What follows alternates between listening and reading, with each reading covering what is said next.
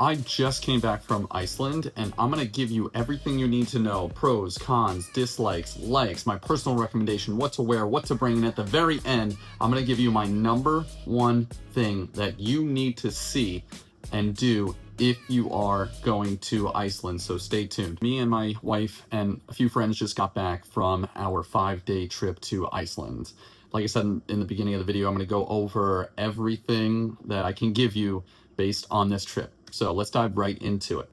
We went to Reykjavik, Iceland. First thing I'm gonna give is the pros. Where do I begin?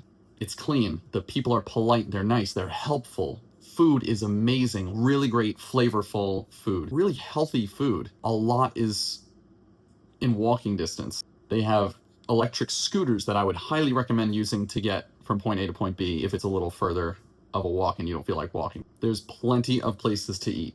Over 85% of the energy in Iceland comes from domestically produced renewable energy. And of that, most of it is geothermal, which, if you don't know, is energy produced by the heat from the earth. There's no fast food, at least personally for me. Not a huge fan of fast food. So there's no Wendy's, there's no McDonald's. If you like fast food, sorry, you're gonna have to eat real food.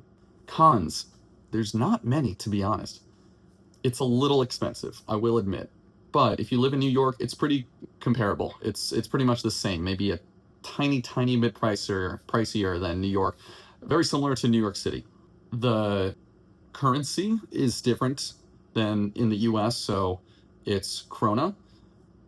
And it's not really a con, but it's just something you need to be aware of when you're doing the calculation on what things actually cost. So to solve this, what I did was look up the exchange rate. Now, before you go, I'd recommend looking up the current exchange rate. Let's say something is 10,000 krona. Divide that number by 0.0072. Now, that was the exchange rate that we had when we went.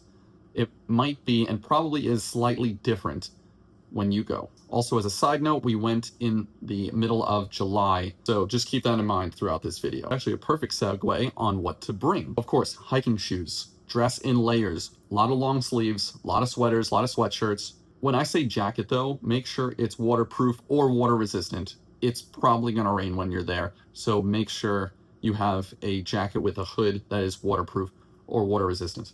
If you're going in the winter, now obviously I haven't gone in the winter, but I imagine that you would need a heavy jacket. I would also recommend sneakers or walking shoes to simply walk around the town, because you're probably going to do a lot of walking, which is really great, really good for you. I actually didn't gain or lose any weight going to Iceland because of the amount of walking that we did, and we were able to walk off a lot of the food that we ate. I'd also recommend getting a hotel close to the main streets of Iceland.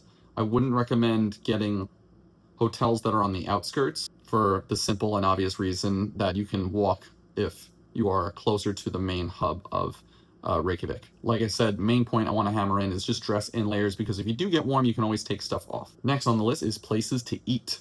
First one, #1, is rock. Bear with me on the pronunciations of some of these Icelandic terms, because I'm probably going to butcher them. Anyway, this first one is rock, R-O-K. Highly recommend, has great variety. It's tapas style, so you can get these small dishes. It's really good if you want to just share them with your spouse, your partner, or even for yourself, just getting 2 or 3 of them so that you can try a bunch of different foods. The #1 thing I would recommend getting here is the duck. It was very, very good. The sauce, whatever they did, was really delicious and flavorful. The next one I would recommend going to is and bear with me here, Helmur, H-L-E-M-M-U-R, Methol, which is basically a food hall. Now, we were picturing something kind of like a lower quality, but no, this is like a small warehouse of different really high quality foods. You get sushi, you have Mexican, you have obviously native Icelandic food, you get pizza, you got coffee, you got liquor, wine, beer, everything. You have to go here. There's something for everybody in this hall. Highly recommend. The next one is the Sweet House. I'm not even going to try to pronounce this, but it's for ice cream. And I didn't even know they did this, but it's rolled ice cream. I'm not going to bore you with the process, but you basically are able to roll the ice cream into these little like fruit roll-up style things and put them in the cup, and you get 2 flavors. I recommend getting 2 flavors and 2 toppings. Next one is Cafe Babalu. This is great for breakfast or lunch. It's a small, crazy, unique style cafe, similar looking to just a house with a bunch of different knickknacks and things to look at, antiques, marionettes. There's just something to look at is the best way I can describe this place. We actually sat on couches and ate in the little coffee table. There obviously are tables that you can eat at, but it's really cozy. If you're gonna go here, you have to use the bathroom. I'm not gonna spoil it, but I highly recommend going in the bathroom. It's super unique and cool. Another place I'd recommend is called the Say Griffin, also known as the Sea Baron. It is close to the water. Really good, small place to eat, but good for either lunch or dinner. They have a lot of kebabs, really good quality kebabs.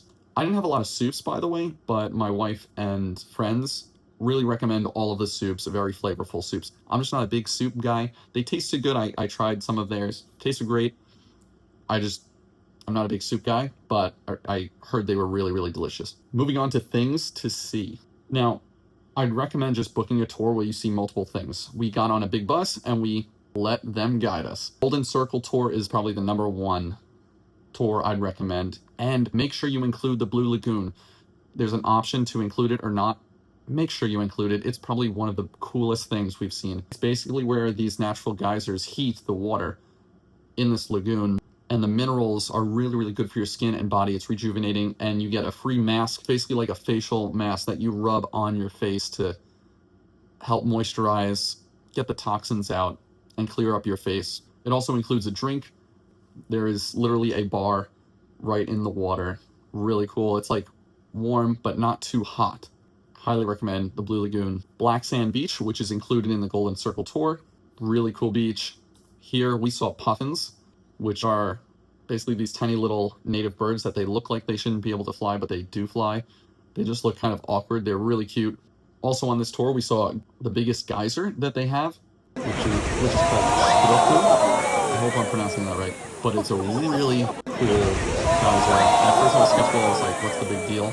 But when we got close, this thing shoots really loud in the sky, and it goes off every 5 to 10 minutes. So it's definitely worth it. And then, of course, the Golden Waterfall, where you can actually walk behind the waterfall. One of the coolest experiences I've ever had. Now, you're going to get wet, so another recommendation, if you don't have a waterproof jacket, is to get a poncho. They're really cheap. Just get it. It'll keep you dry. But it's super, super cool to be able to walk behind this waterfall. It takes maybe 5 to 10 minutes. Really great spots for pictures. Also, I don't know if this was in the Golden Tour or this was the other tour that we did, but we got to see a glacier. There's obviously not too much to do, but it's just really cool to be able to see things that we study in school right in your face. And there are some tours where you can actually hike on the glacier. We didn't do this, but if you're a little more daring, have more time, go for it. Now, this isn't a site really, but it's not food, so I figured I'd include this here. It's a sky bar. It's great for drinks. Really great views from the top. It's what it sounds like. It's on basically the rooftop of this skyscraper. Really good drinks, really great views, and great photo op. What I didn't do was ATVing, zip line. They have a mega zip line, which I would do both of those if I went back. And my wife and friends did the whale watching, which they told me to say that this is something they would really recommend. It is definitely worth it. I get severely motion sick. I was not about to do it, so I didn't. They took plenty of pictures for me, so I'm not mad about it. But if you don't get motion sick, they highly recommend you do it. Last small part I wanted to include in here is what I would recommend maybe skipping out on is the Penis Museum. Yes, it's funny, and there's a lot in there. Would I do it again? No. It's good if you have the extra time and cash, but you can skip it. The other thing I wanted to include in here that I recommend is the ice bar. It's called Magic Ice Reykjavik. Just Google it when you're there. Highly recommend. It's a really cool bar. obviously made completely of ice. You get a really cool jacket, and it comes with a drink. A couple fun facts before I give you my number one recommendation of what I would do and see if I were to go to Reykjavik, Iceland. A lot of movies were filmed here. Interstellar, Batman Begins, Thor: The Dark World, Oblivion, Star Wars: The Force Awakens was filmed here. I'm a big movie guy, so I thought it was really cool. There's no forests. It's only moss and lava. Due to volcanic activity and the harsh climate, Iceland has very few natural trees. There isn't a lot of wildlife. You'll see some sheep, you'll see some cows, you'll see some horses, which are really cool because they look slightly different than the horses that you see in America. And the only native mammal is the Arctic fox, which is very rare if you do see it. Finally, moment of truth. The number one thing that you have to see if you're going to Reykjavik, Iceland is the lava show. Yes, it's a live molten lava experience. You're basically sitting in this room. It's kind of small, and there's this ramp that cascades down, and there's someone that gives a presentation. There's a video in the beginning, but then the lights shut off. You're given glasses, and then they melt the rocks and the material that create lava. It's kind of cool. All you have to do is find the material, the rocks, and the sediments that lava leaves after it's done drying, and you simply reheat it, obviously to a very high temperature, specifically about 1,100 degrees Celsius, to get lava. And it cascades down. It heats up the whole room, but not too much. It's not overwhelming, but it was so cool because what she does with the lava is plays around with it, educates us on it, and it's just such a cool experience. It is the only place in the world where you can experience lava that close in a controlled setting. If you want to see lava elsewhere, you're going to have to go climb a volcano and be safe. And that's it for this video, guys. I hope it helped. If you have any questions or literally anything, leave a comment, message me, subscribe, and like this video. Share it with someone if they're going to be going to Iceland. Follow me on Instagram if you want to be friends, @SeanBraze, and I'll see you in the next video. Peace.